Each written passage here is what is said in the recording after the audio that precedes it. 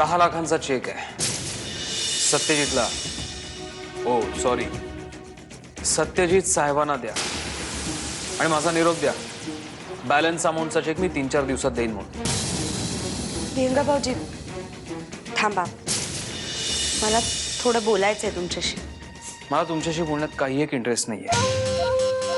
भाऊजी मला माहितीये तुम्हाला असं वाटतंय की मी खोटं बोलतेय, पण खरंच तसं नाहीये. मला तुमच्याशी त्या विषयावर मुळीच बोलायचं नाही. भाऊजी तुमचा गैरसमज होतोय, मी खरंच सांगते. भाऊजी अहो, त्या दिवशी मी दादांकडनं तो नंबर घेऊन हे बघा या डायरीत लिहून ठेवलाय.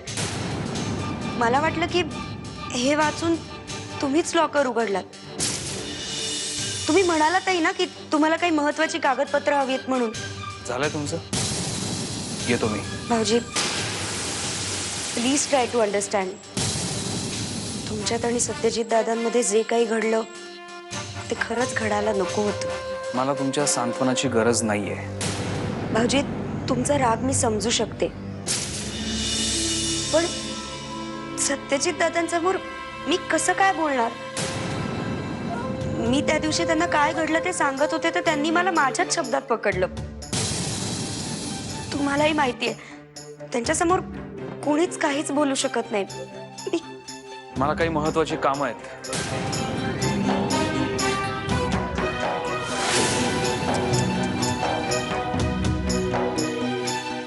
बिचारा विहंग भोसले.